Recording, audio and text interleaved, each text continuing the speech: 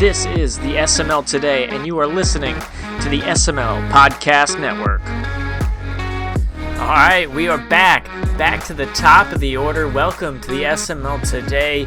Today we are recapping Week 4 of the SML season. That's right, we're already in Week 5 by the time you have listened to this. Week 4 was another one for the books, and let's get into it.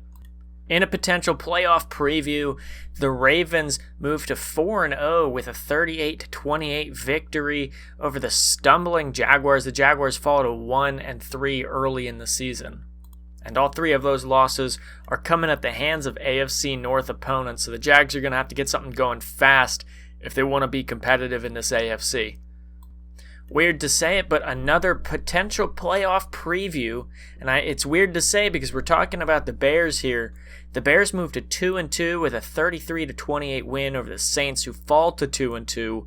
Those are two guys that are right on the cusp of that playoff push in the last season or two. Headed over now to the AFC South. The Titans and the Colts. The Colts come away victorious in this one, 21-16. Colts move to 3-1. Titans fall to 1-3. Again, the Titans are another team they're going to need to pick it up soon in order to be competitive. Bengals and Chargers, that's my game. It was a disconnected game, so hard to take away any stats from it. But moral of the story is my defense is not very good, and Monty's offense pretty dang good. In a battle between two off-season trade partners, the Browns get a win over their former quarterback in Daniel Sears, as I mentioned on my last episode of SML Today.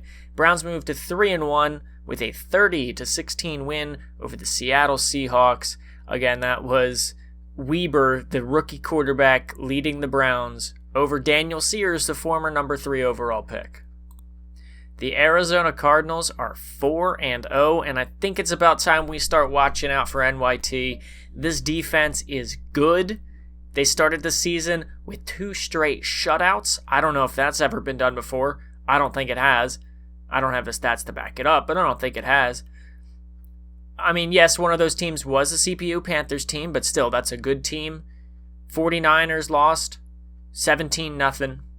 And then 27 points to the Giants, but still won that game by 2 scores.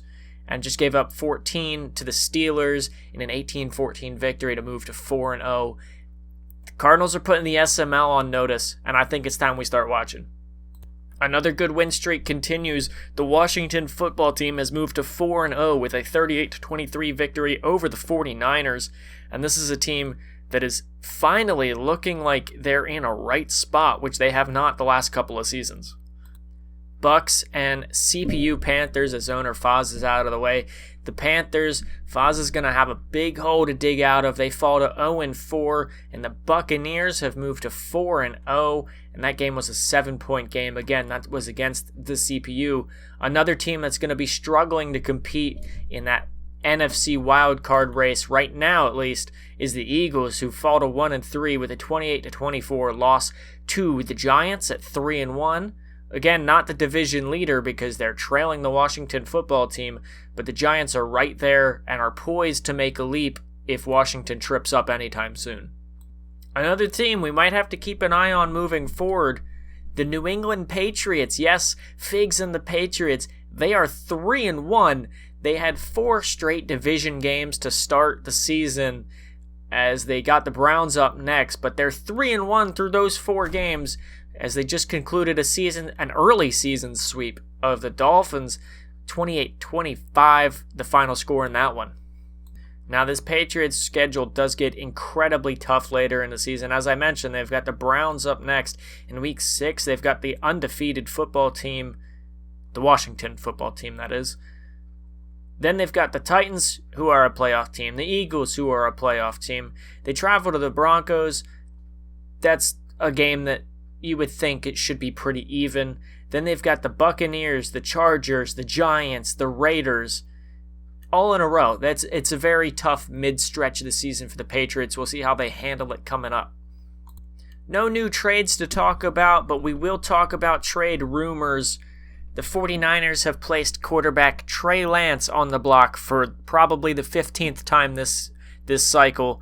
We'll see if anything comes about that, but Tiny Titans and the 49ers, don't seem too sold there on Trey Lance, as he says send your best offer. They're looking for defensive help there. We'll see if anything comes of that, and we'll keep you updated in the future on SML Today. In podcast news, SML Total Access dropped, where they're talking about their hot topics and a whole bunch more, so check that one out. As Duck Kings has their block, if you have not gotten your picks in for Week 5, get your picks in for Week 5. It's the last week of this grouping here, so get your players in Week 5, and you can pick up at least a couple of points that you might have missed. And that's the news that you need to know for Week 4 of the SML. We'll be back next advance with yet another regular episode every advance. That's right, I said every advance, and we've held to it so far. I know the bar is set pretty low. It's only been 4 weeks, but we've stuck to it so far.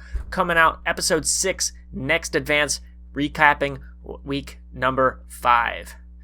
Talk to you next time.